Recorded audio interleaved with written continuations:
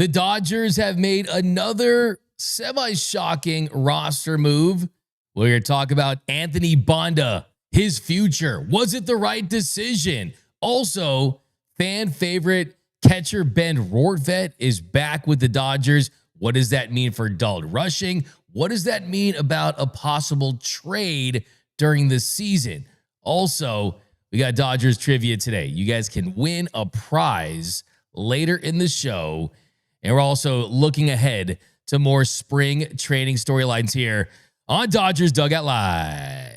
It's time for Dodger baseball.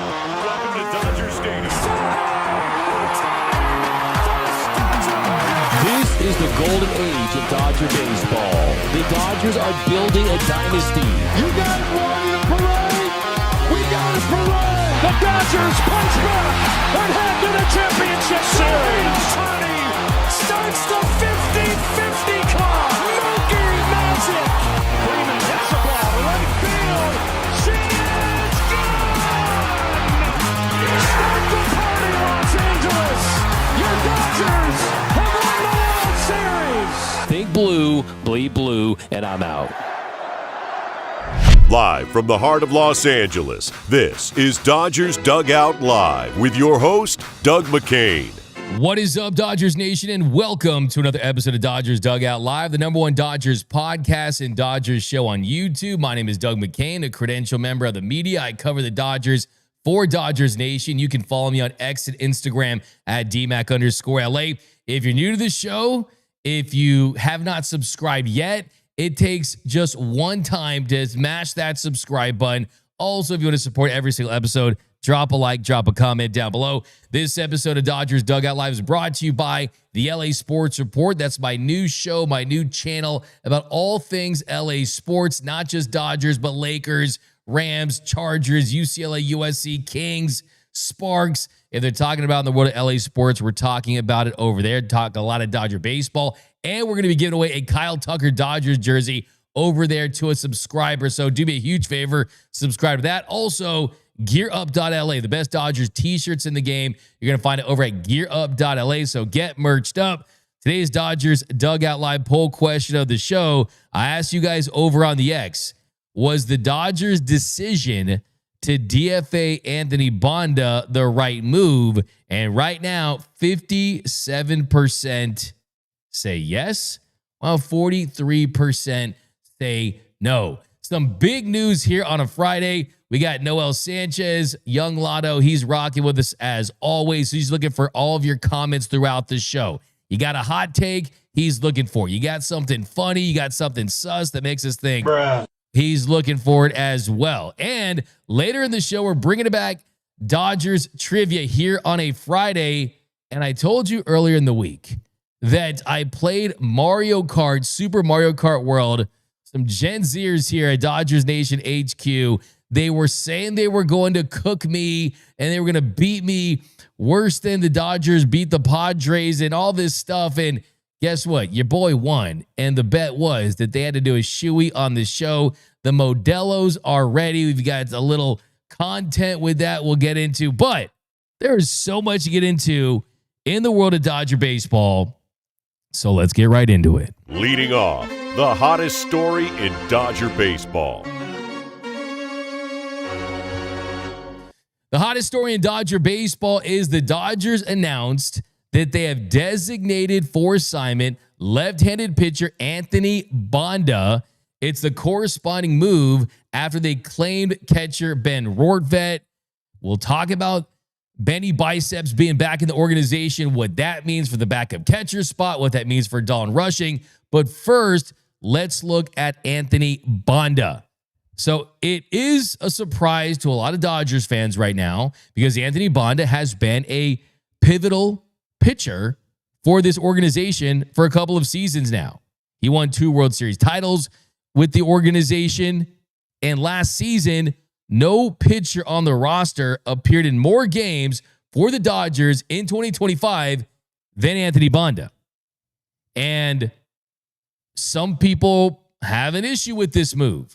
If you've been watching the show all off season, when we listed our DFA candidates, when the Dodgers had a move to make for Kyle Tucker, we listed Anthony Banda as a potential DFA candidate, not because I don't love the guy. I texted him after the move was made. I think he's going to land on his feet, but just because of the situation that the Dodgers are in right now. So the first reason why the Dodgers ended up DFA'ing Anthony Banda was simply because they have somewhat of a surplus of left-handed relievers that are coming out of their bullpen. They are in a really good spot if Tanner Scott has a bounce-back season. If Alex Vesia continues to pitch the way that he's pitched for the last couple of seasons.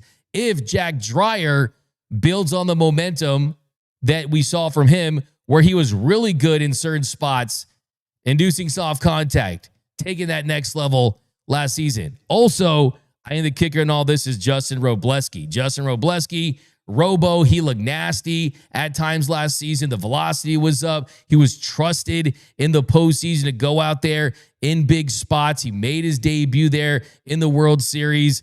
And you also have Ronan Kopp in the organization too as a left-handed pitcher. So the Dodgers bullpen had multiple left-handed pitchers that were ahead of Anthony Banda in the pecking order. And it is a numbers game for him. And unfortunately, he's the casualty there. Now, as far as his situation goes, I'm going to tell you how I think about this move specifically here in a second here. But from a production standpoint, last season, Anthony Banda, he was very important for the Dodgers in the regular season. He posted a 3.18 ERA in 2025. That was up from a 3.08 ERA in 2024, but the production was relatively similar.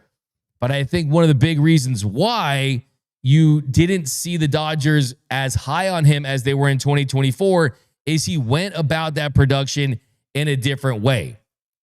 He lost that magic of that four-seam fastball, because after seeing that four-seam fastball look like it was kind of a vulnerable pitch, it was kind of the pitch that we saw kind of reduce. And he leaned a lot more on that slider in 2025. And because he had to lean more on that slider than the four-seam fastball in 2025, that had a negative impact on his strikeout to walk ratio. And then you add the fact that he's walking around 12% of the batters that he faced, the strikeout rate at 23.2%. That is average to pedestrian. And then the number you look at too, he had a 227 batting average on balls in play. So he was lucky from that standpoint to be able to get the production. But still, overall, the results were there. Anthony Banda was extremely pivotal to the Dodgers' success as far as a bullpen guy that you could trust in those situations that didn't get injured, that went out there and posted, and they leaned on him heavily. I just think that the number one reason why he was the casualty here is this is not a guy that has that flexibility. He had zero options, so you can't send him down. You look at guys like Jack Dreyer and Justin Robleski, there's the flexibility there. Ronan Kopp, the flexibility there. And then the overall production, yes, he did have a 3.18 ERA, but the FIP was a lot higher at 4.52. The year prior, the ERA was at 3.08. The FIP was at 3.67. Anytime you have a high variance there, fielding independent pitching, when it's a lot higher there, then you start to get a little concerned. The expected numbers were a little higher as well, but still, it was admirable. And he was a revelation, really, for a Dodgers team who did a great job on getting this version of Anthony Banda and having a guy help them win a couple World Series. So do I think this was the right move? I do think this was the right move. I think all things considered, when you look at the state of the bullpen, I think Anthony Banda is someone that certainly is going to be able to help teams around Major League Baseball, but you really put yourself in a tough spot when you have a lot of guys that you don't have options for them and you can't send them down. You don't have that flexibility. And ask yourself this question. I mean, if you had to choose between Jack Dreyer with options or Anthony Banda without, or Justin Robleski versus Anthony Banda, who you take in that situation? You're going to take Robleski and Jack Dreyer when you consider the options and the potential and the fact that you still feel like they can grow a little more. And then you look at Alex Vesia. No debate needs to be had there. You're not taking Anthony Banda over Alex Vesia. And then Tanner Scott, the Dodgers signed him to a $72 million deal. So they had a lot more money invested in Tanner Scott. So you're not going to move on from him. So the bottom line is he's a left-handed pitcher, and the Dodgers had 4 left-handed pitchers in front of him in the bullpen. Now, when you look at the contract situation from Anthony Banda, the Dodgers tendered him a deal at $1.625 million for 2026. And with those trends, like we talked about, with those trends, they were looking to go on a different direction. I mean, some other things you look underneath the hood. The walk rate up to 12.7%. The ground ball rate down to 39.4% of balls in play were hit on the ground. The ERA would have gone higher if it weren't for that 227 batting average on balls in play. He had an 83.1% strand rate. That's another number that indicates that he benefited from some breaks, and a 4.52 FIP, a 4.39 Sierra, and then you add the playoffs. He got pretty lit up a couple different times throughout the postseason. He gave up 6 runs in 5 2/3 innings in October for the Dodgers. In Game 1 of the World Series, he gave up that bomb to Barger against the Blue Jays. And the bottom line is the Dodgers are going to be fine. And I hate the fact that there's fans upset about this because he's Anthony Banda. I know that sound you heard about an hour ago, the shaking. You had some tortoise falling to their knees at a Chipotle. But, I mean, obviously, I'm just kidding. That was a comment. I don't even know. But, look, here's the thing. Like, Anthony Banda is a great person. He's a great dude. I love Anthony Banda, but I also love the fact that he's going to get picked up. Like, a team is going to claim him very quickly here. And even though he had some ups and downs in 2025, a team is going to claim him. And that is where Anthony Banda sits right now as far as what the Dodgers can do. So if Banda clears waivers, he can elect to become a free agent, or he could decide to stay in the Dodgers organization in the minor leagues. I don't think that's going to happen. I think a team is going to claim him. I doubt he's going to clear waivers. He's going to end up on a team maybe like the Minnesota Twins. We'll see, the Mets. He's going to get picked up. Like, there's no doubt about it. I'd be absolutely shocked. And he's someone that's used to this. This is just a part of his journey. He started in Arizona in 2017. He was with the Rays from 2018 to 2020, the Mets in 2021, the Pirates from 2021 to 2022, the Blue Jays in 2022, the Yankees in 2022, the Nationals in 2023, the Dodgers in 2024 and 2025. So this is kind of the life of a pitcher.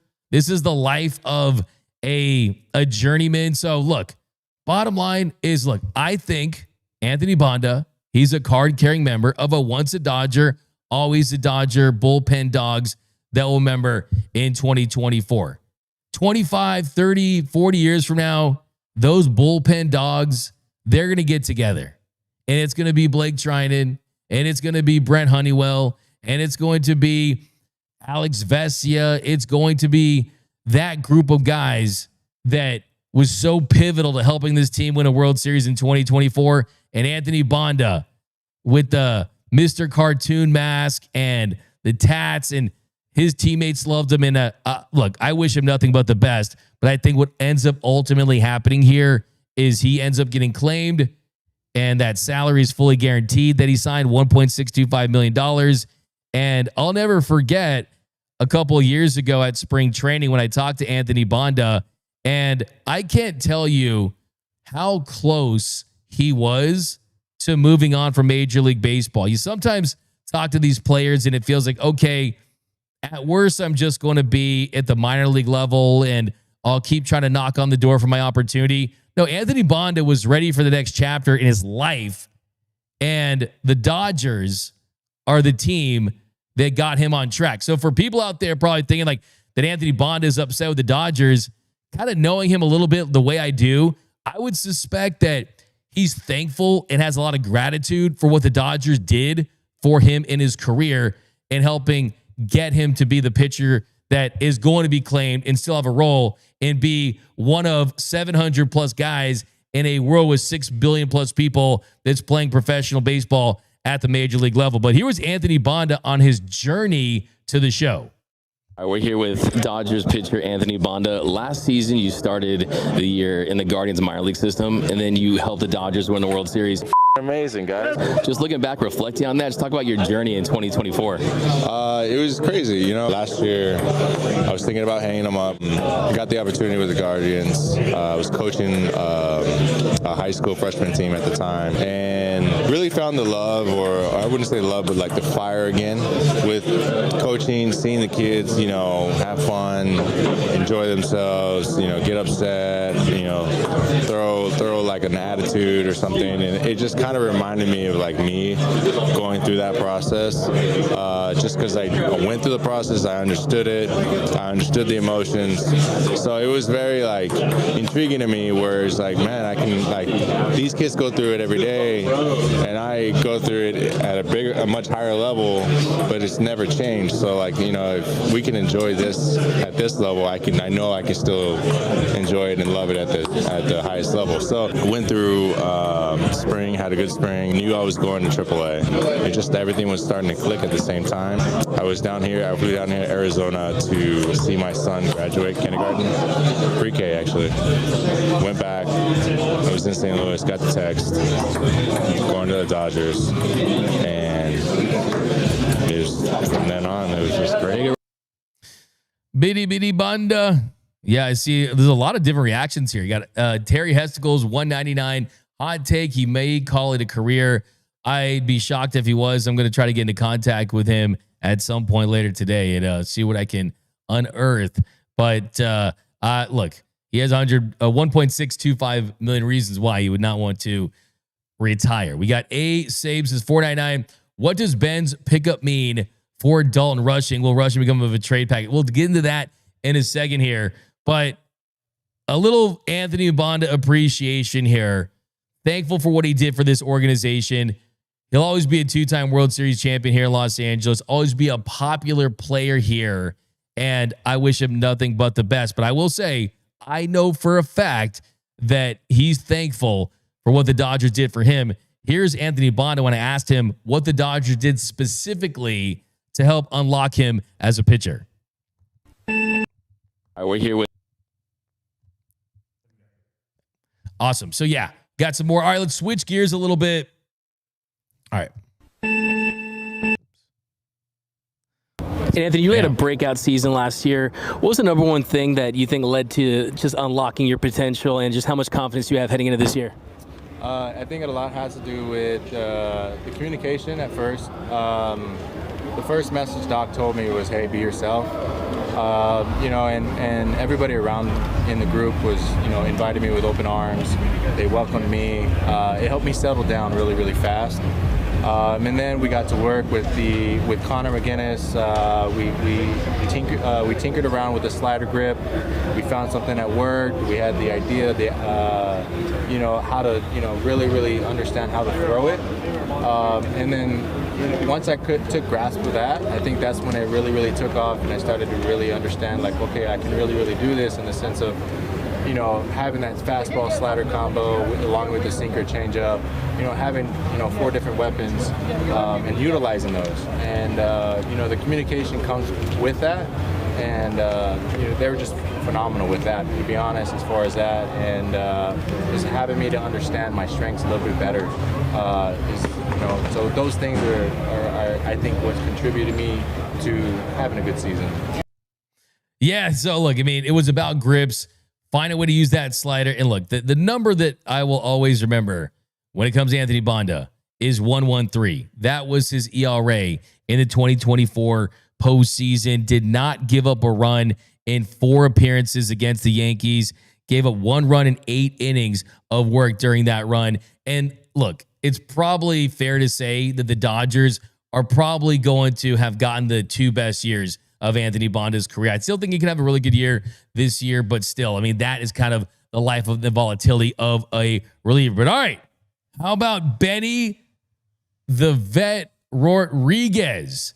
Ben Rortvedt back with the Dodgers, and he was a part of this deal. And the Cincinnati Reds, they tweet out, catcher Ben Rortvedt was claimed off of waivers by the Dodgers. So we've talked about this week, about the fact that Ben Rortvedt did not have options, and that may be the single biggest reason why he wouldn't be back with the Dodgers.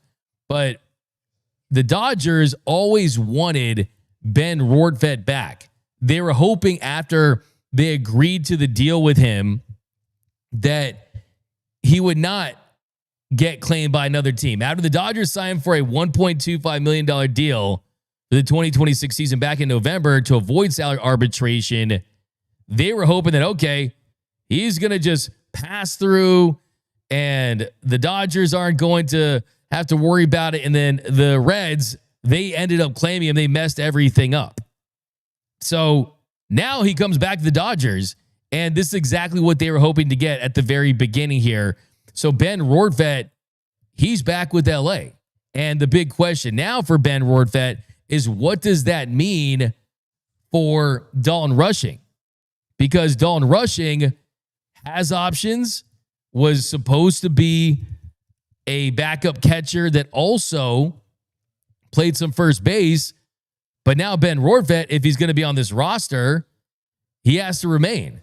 So that's going to be the biggest question right now, because the Dodgers, really, they're taking a chance on Benny Biceps, hoping that this guy can be what he was last season, which was he was great behind the plate. He had a great chemistry and rapport with catchers on the team and also pitchers. I mean, this guy was really a defensive catcher, but it really was the bat that turned it around, because when he came to LA, the bat was just downright bad.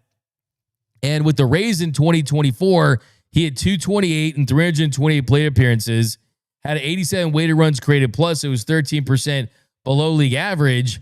And then in 2025, he was hitting 95.095, had a 186 on base, was slugging just 111. He was outrighted to the minors. And then the Dodgers, they got him in the Hunter Fiducia deal. Ben Rortvedt, no one knew how to say his name.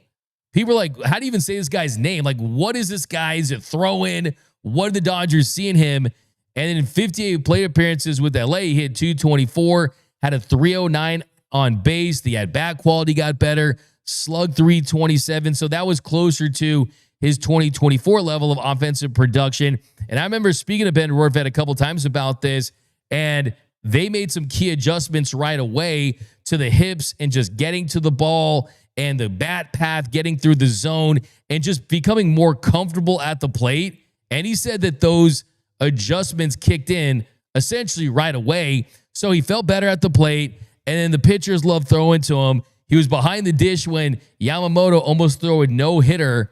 When Yama almost threw that no-no against the Orioles, it was Ben Rortvedt behind the dish. And he also started off this World Series run. You had injuries to Will Smith and Dalton Rushing in September. And Ben Rortvedt, he didn't just find his way back to a big league roster. He was starting games. He started 15 of the Dodgers' final 21 games in the regular season. He also started the first 4 games of the postseason as the Dodgers were waiting for Smitty to get back and healthy from a broken hand. And Ben Rortvedt was active for the rest of the postseason. So I think they like the presence, the leadership, how he goes about his business, understanding his role. But the question here, though, is he's out of minor league options. He used up all of his options from 2021 to 2023. So the Dodgers, they're going to be in the same situation as before if Will Smith and Dalton Rushing were both healthy and ready to go for the active opening day roster, which they both are expected to be, right? They're not dealing with anything. So what are they going to do? Are you going to, one, option Dalton Rushing and have him start the season at the minor league level?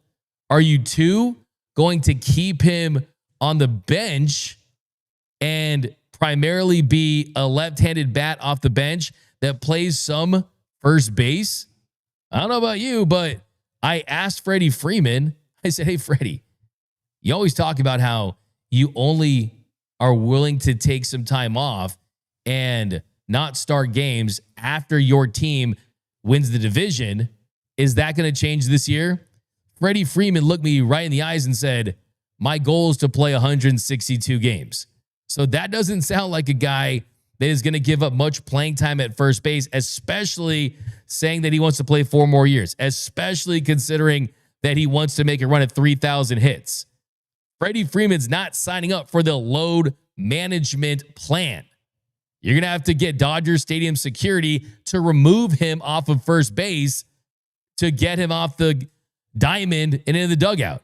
So where does that leave Dalton Rushing?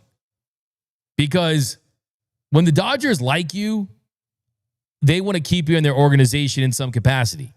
And the Dodgers, they tried very hard to get Ben Rortvedt through waivers in November, hoping they'd be able to keep him around as valuable catching depth off the 40-man roster before he was claimed by the Reds.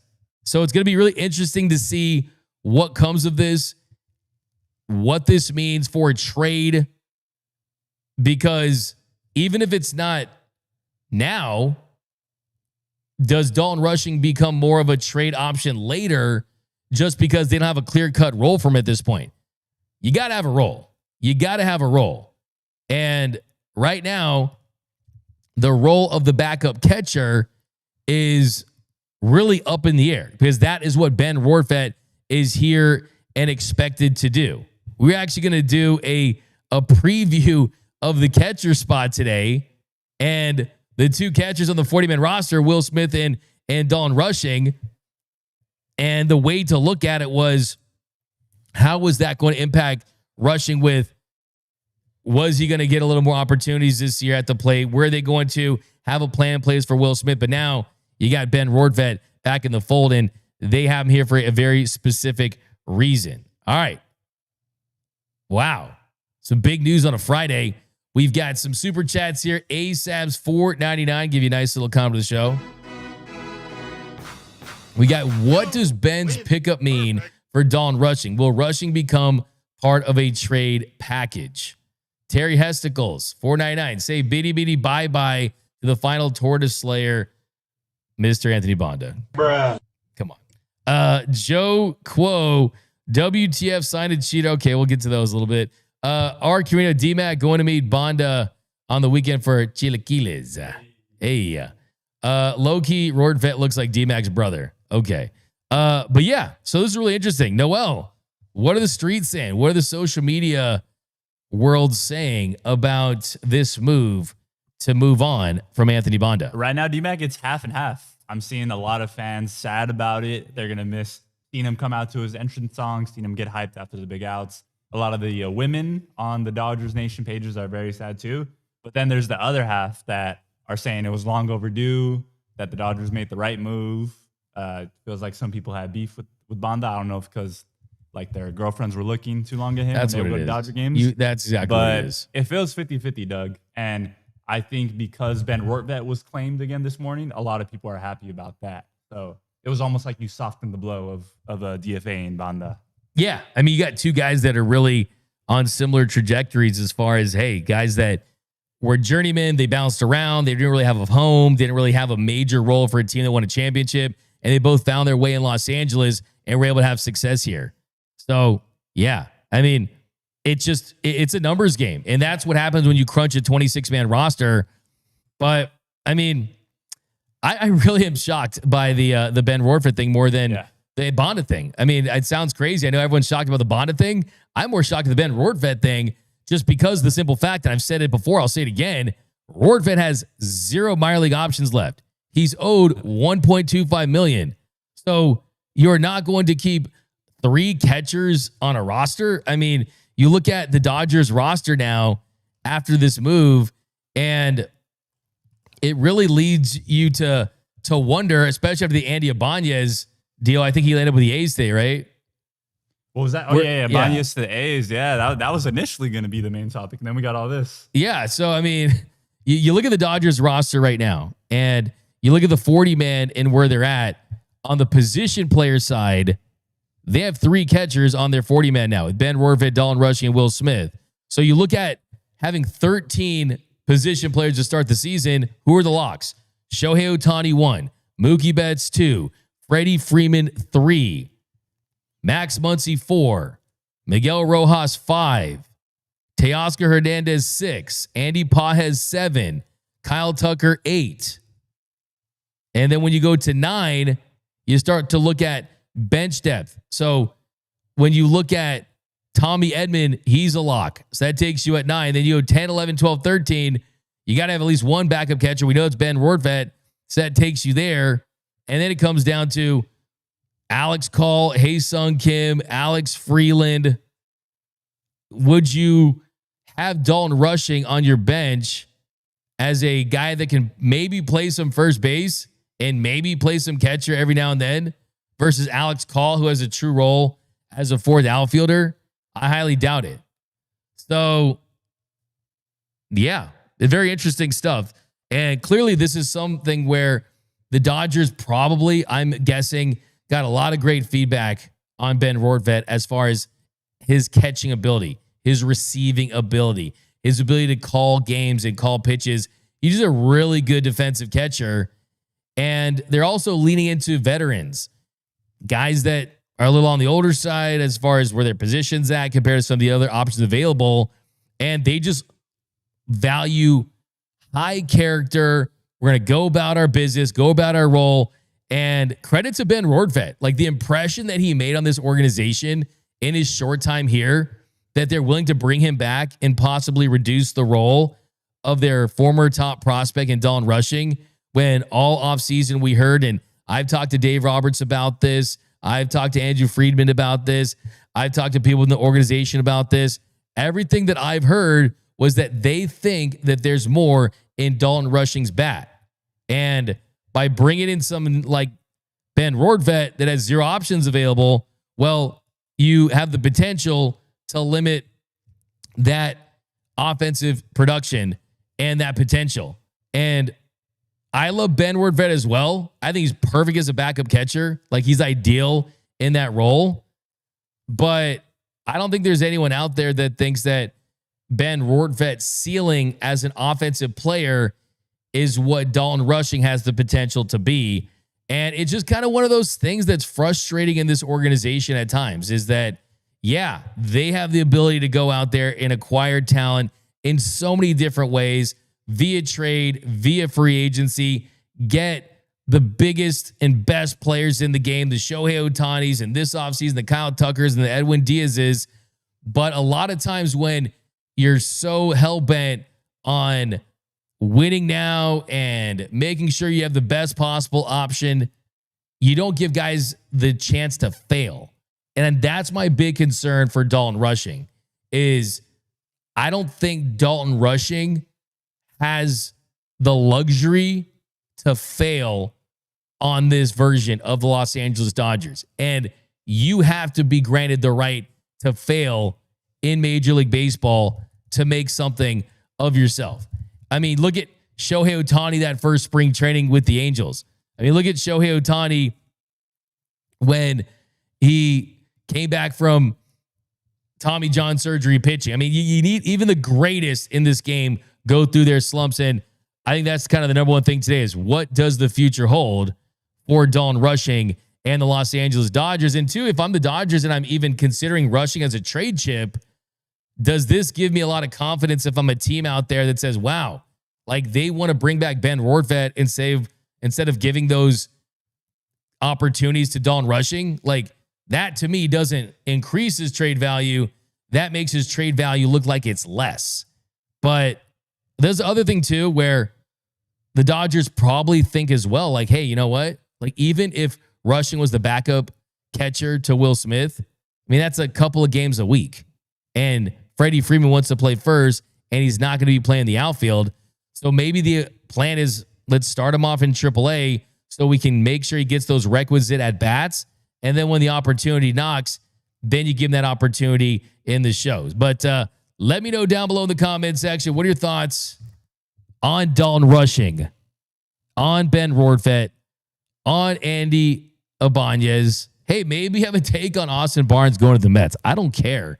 I just want you guys to talk some Dodger baseball. So we'll talk more Ben Rortvedt, but that's what you need to know right now. We've laid it all out for you. You know the whys, you know the whens, you know what was the reason behind the decision, and we'll also do some follow-up on this. I'm going to try to reach out to Anthony Banda tonight to hear what he has to say about this decision for sure. But it is Friday. Friday, we're going to bring Fun Fridays back here to Dodgers Dugout Live, and we're going to bring back some trivia. And today's trivia is going to be a little different, and the winner is going to get one t-shirt from gearup.la. It's coming out of Noel and BDR's bonus money. Coming out of our lunch money. Our lunch money. Lolo will cover the cost, by the way, so it's all good. There you go. So look at the t-shirts here. Gearup.la, get the Yama. Let's Ruin Baseball is like my favorite one because it looks like the Dodgers logo a little bit. The greatest of all time. Here's a cool thing. If you didn't go to that game, just get the shirt. I think you went. This Shohei Ohtani shirt. Love this one. Show kindness, show greatness, show respect. Gibby Meet Freddie, one of the all-time greats. The Will Klein t-shirt. All kinds of awesome shirts over at gearup.la. So whoever wins today can pick one shirt at gearup.la. And today's Dodger trivia is going to be just a little bit different. That is coming up next on Dodgers Dugout Live. Dodgers Trivia.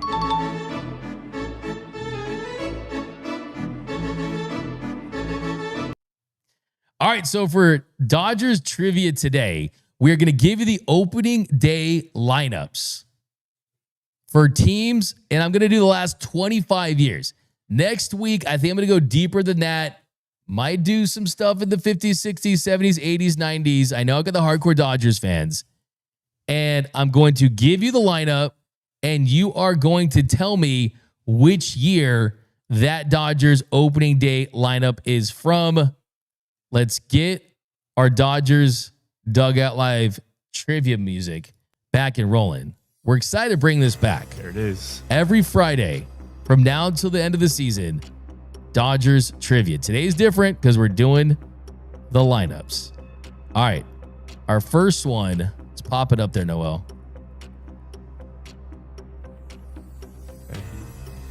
If you get a win, if you get it right, you're going to hear one of these. I'm going to give you a Let's Go Dodgers. All right. So the first one today, we got Carl Crawford, Mark Ellis at second base, Matt Kemp in center field, Adrian Gonzalez at first base, Andre Ethier in right, Luis Cruz now does Dodgers play-by-play for Spanish radio with my man Jose Mota, AJ Ellis behind the dish, Justin Sellers was your opening day shortstop, and Clayton Edward Kershaw is your opening day starting pitcher. On my end, I don't know about you, D-Mac. It looks like Justin Lamas is back like he never left. You know what, Justin? Leave some answers for the rest of us. Okay? I mean, this guy is just next level here on Dodgers Dugout. But he is right. It is from 2013. That was your 2013. Justin Lamas is like the Ken Jennings of Dodgers Dugout Live trivia. Ken Jennings, of course, one of the greatest Jeopardy contestants of all time. He gets it. Bloodhound Lil Jeff was close. We had some other guys that were close, but it is 2013. That was the opening day lineup in 2013. Carl Crawford batting leadoff and left. Mark Ellis batting second at second. Matt Kemp in center field batting third. Adrian Gonzalez batting cleanup at first. Andre Ethier in right. Luis Cruz, AJ Ellis, Justin Sellers and Clayton Kershaw, who banged a home run, the only one of his career that day. All right, so that Lamas gets the first one. Let's go to the next one. See what else we got. All right, for this one, we've got Rafael Furcal batting leadoff. Russell Martin right behind him. We've got Andre Ethier batting third. Manny Ramirez in left batting fourth. Matt Kemp in center batting fifth. James Loney at first batting sixth. Casey Blake at third batting seventh. Blake DeWitt batting eighth at second base. And then Vicente Padilla batting ninth at the pitcher spot. Who's going to get it? I'm seeing some years. Keith Potter, it's not going to work. Oh, I think we have a winner. You got a winner? Who is it? The real Mike Petty, 2009. Bang! Take that, Justin Lamas. Mike Petty. I'm gonna give him Dodgers for life. The real Mike Petty, not Mike Petty. The real. There's Mike a lot of Mike Pettys. He's the real one.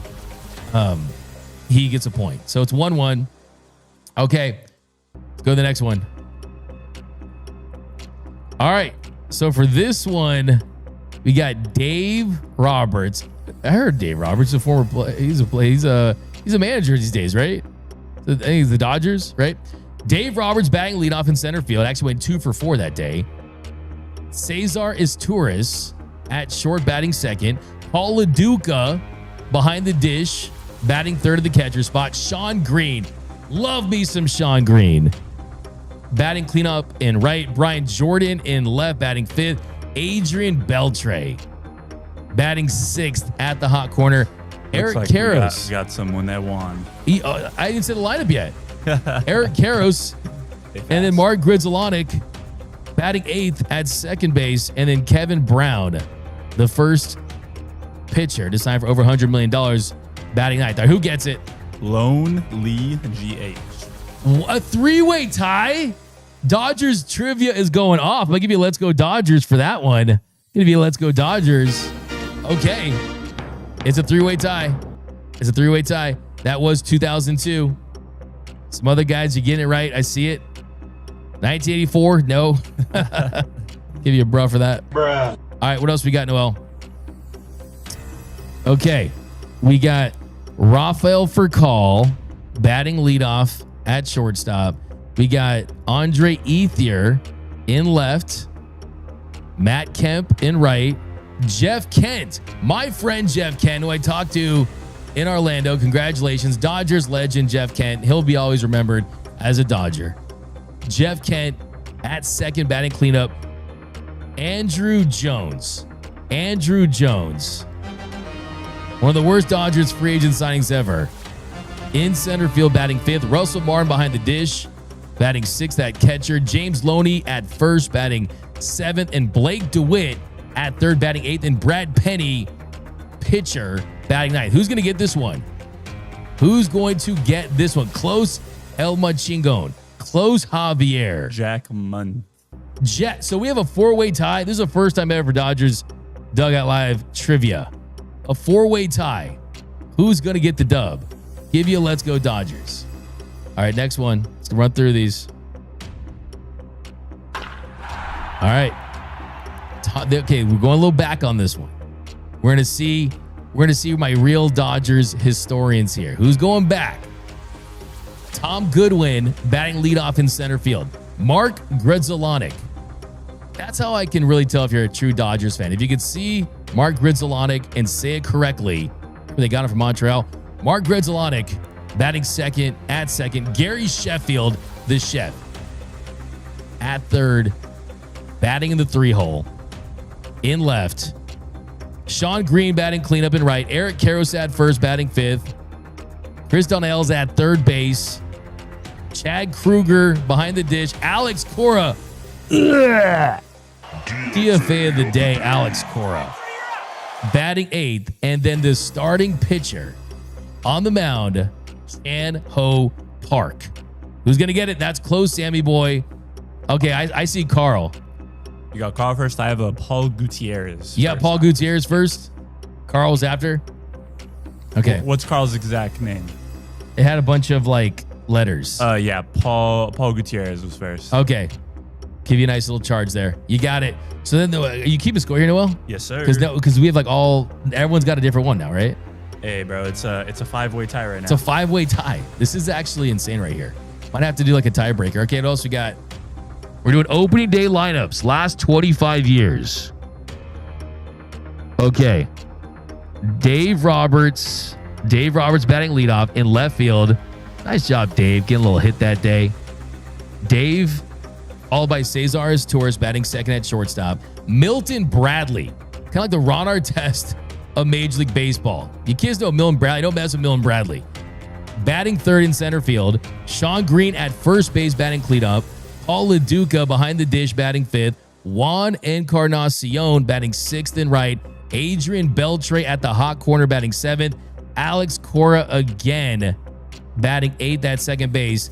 And then the tornado, Hideo Nomo, as your opening day starting pitcher. I see it. Noel, you call it. The Juggernaut 5-3-27. Guys, who's going to get two here? A six-way tie. Gonna give you guys a Dodger for life for that one. Give you guys a let's go Dodgers. Okay, we got to keep rolling here. Someone's got to break the tie here. By the way, look how many pitchers the Dodgers use. Jason Worth is a pinch hitter that day. All right, next one we got Devin White. We got in center field. Batting leadoff, 3 for 5. Then Mark Grudzielanek batting second in second base. Sean Green batting third in right field. Gary Sheffield batting cleanup in left. You had Bro at first base. You had Adrian Beltre at third base, sixth. Todd Hundley. Someone got it? Yep, and we have a new person in first place, sole possession, Lonely GH. All right, that was the 2000 opening day lineup. You had Chan-Ho Park on the bump again. Kevin Elster at short. Todd Hundley, another Dodgers product behind the dish. All right, who else we got? All right, we got three more. Justin Lamas says, before I became a fan because I was a baby. Hey, man. I go back and I do my homework in the ears before. There's no excuses. Okay. This could be the tiebreaker here. For this one, we got Rafael Furcal. Love me some Rafael Furcal, by the way. Batting leadoff at shortstop. We've got Jose Cruz in left. Remembers Jose Cruz. By the way, 4 for 6. Jose Cruz. Opening day in left. JD Drew in right, batting third. Jeff Kent at second, batting fourth. Olmedo Signs batting fifth at first. Bill Miller at third. Then we got Sandy Alomar behind the dish. Yes, Sandy Alomar behind the dish, batting seventh. Then Jason Repko in center, batting eighth. And then Derek Lowe as your opening day starter. I see it. I've got Senior Jefe. Nope. Okay. I was late. Justin Lamas from way downtown. So Justin Lamas has his second. He tied up Lonely GH. They both have 2 in first place. Wow. There you go. All right. So where are we at? Like, how many do we have left? We got 2 more left. We have 2 more left. And we have 2 tied, right? Justin Lamas and Lonely GH. All right. This is going to come down to the wire here. Doug, the chat wants you to give away your Rolex to the winner. This is a Folex, baby. Got this at the 5 and under store. I think it's $5 or less. Okay. We got Rafael Furcal batting leadoff. But Doug Minkiewicz coming in to play first. So Rafael Furcal, that's your leadoff. You got Orlando Hudson behind him. Orlando Hudson at second base, batting second. You've got Manny Ramirez in left. You've got James Loney, Russell Martin, Andre Ethier, Matt Kemp, Casey Blake, and then your opening day starter is Chad Billingsley. Let's see if we can get it. Who's going to get it? I have History Man 0828. History Man has it. You got the right date? Yes, sir. You got the right year? Yes, sir. What year do we got? 2008. They get it. All right. Good job. Nicely done.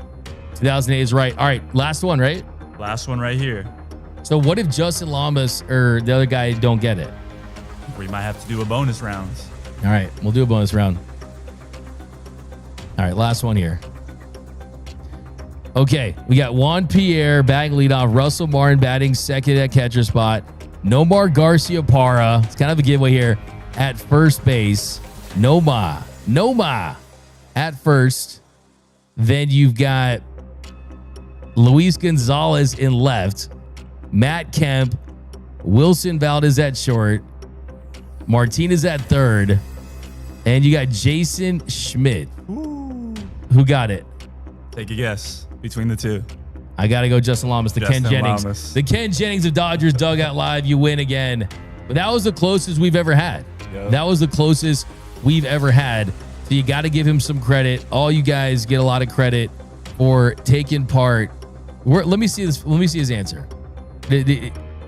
Oh, he did get it. Justin, make sure you email us which shirt you want. That was 2007, guys. 2007. Pierre, Martin, Garcia-Parra, Kent, Luis Gonzalez, Kent.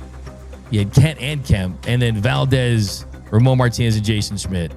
Nicely done, guys. All right. Every Friday, Dodgers trivia. That was heated, man. Like that was pretty hard. That was like game 7 of the World Series right there. And Justin Lamas I think Justin took a couple questions off to make it interesting. No, he wouldn't do that. he wouldn't do that. The guy's like, yeah, that was fun. Yeah, he would not do that.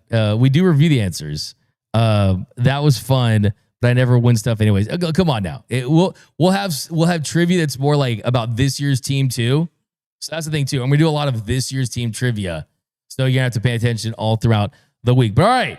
So it is a fun Friday, and we have some debts that need to be paid from Nelson, one of our writers for Dodgers Nation, Aaron Colomé, one of our writers for Dodgers Nation. Like I said, they absolutely were talking a big game, saying they would beat me bad at Mario Kart.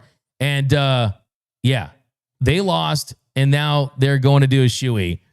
But should we play the video first? We'll play the video first. We're going to play the video first so you guys can see how it all went down. And by the way, who wants it in Mario Kart? Who wants to take me on? I will Bowser with the charging truck. That's all I got to say. Who wants to see me at Mario Kart World on the Switch too? Holler at your boy. All right, so check this out. And when they come back, they're going to be doing some shoeys.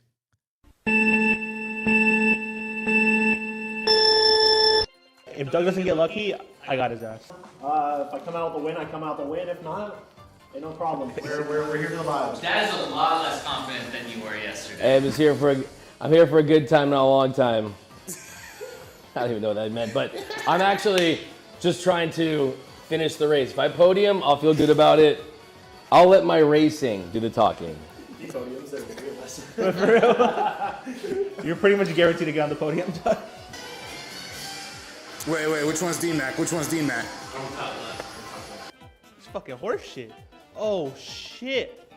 Wait, which one's you? I'm Toadette, bro. Top, bottom left.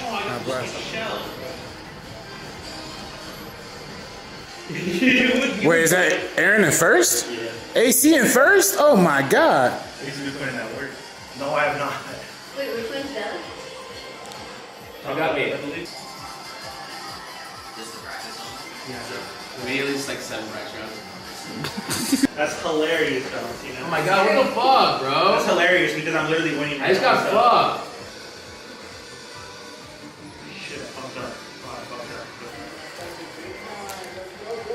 Doug got that bullet bill in here ever since then. He's been at the top, bro. Is that AC and Doug on that attack?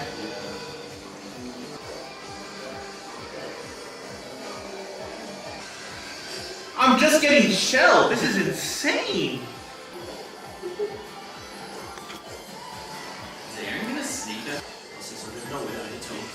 It's like very close to the TV. Dude, you're kidding. I'm not gonna play. I just lost so much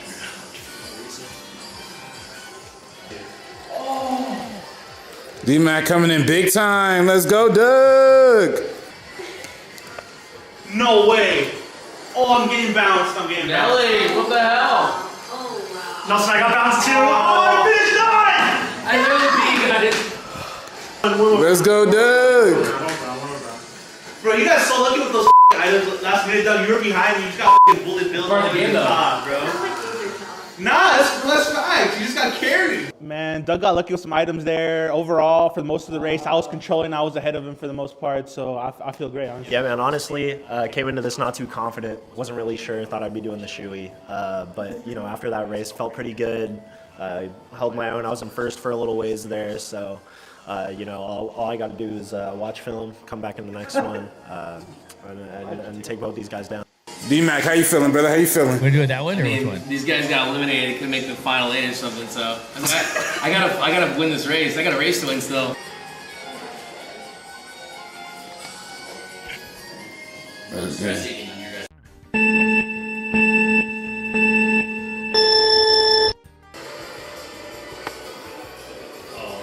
Oh my god, I got red shot from my side. Nah, not the double flag combo, bro. This is insane.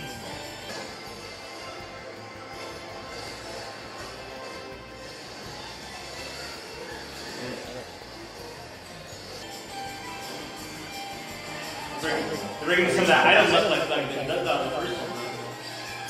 It's on level 4.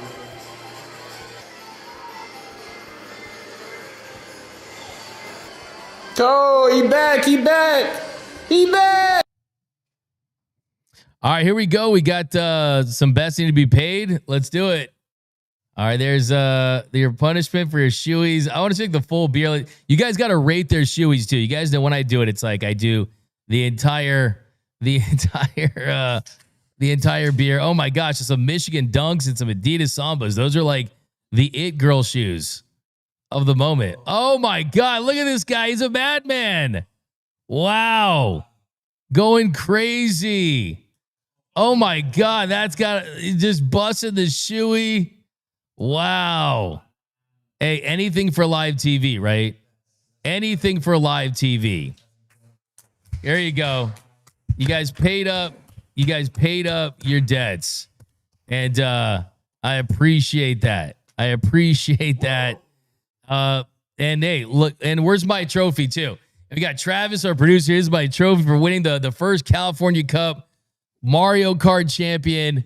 This is as good as a commissioner's trophy. This is my piece of metal right here, winning the Mario Kart Dodgers Nation first edition championship. So any of you guys want to see me, you guys got to come find me. So yeah, you guys getting a lot of love.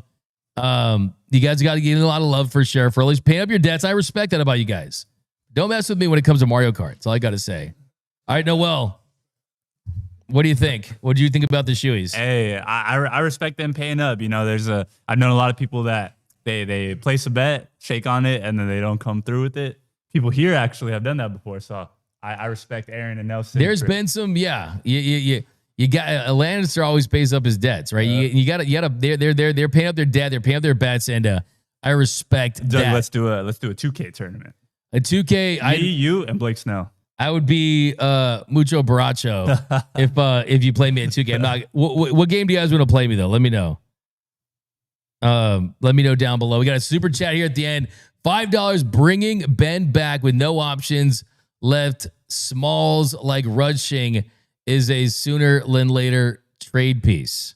Left Smalls. Or like I think you said it smells like Rushing's going to be. Smells. There you go. Very different. The A versus the E there changes things up quite a bit. But yeah, I mean, that's going to be interesting. And we're going to be in spring training next week. So we're all going to be in Camelback Ranch. And we're going to find out exactly what is next. Oh, wow. Keith Potter, D-Mac, drop your gamer tag. I want that smoke. Okay, my gamer tag is Noise by Noel. You guys can find me. Big Joe Smash, D-Mac, my sister is literally crying. She misses Anthony Banda already. Don't cry because it's over. Smile that it happened. Anthony Banda, two-time World Series champion. It's going to be just fine. I don't know you guys freaking out. Hey, baseball's a business. Today's another reminder. So you got to move on. All right, guys, that's going to do it for this episode of Dodgers Dugout Live. My name is Doug McKain. You can follow me on X and Instagram at DMac_LA. Subscribe, drop a like, drop a comment on your way out. Special thanks to Noise by Noel Sanchez. Also to our young writers here who paid up their debts, and hopefully they'll do the same thing when I beat them again next week. But that's going to do it, guys. Enjoy your weekend. If anything breaks, you can find us on dodgersnation.com or Dodgers Nation YouTube. Subscribe to the LA Sports Report. My name is Doug McKain. Follow me on X and Instagram at DMac_LA. And until next time, think blue, bleed blue, and I'm out. Start the party, Los Angeles! Your Dodgers have won the World Series! And when the upcoming winter gives way to spring, rest assured.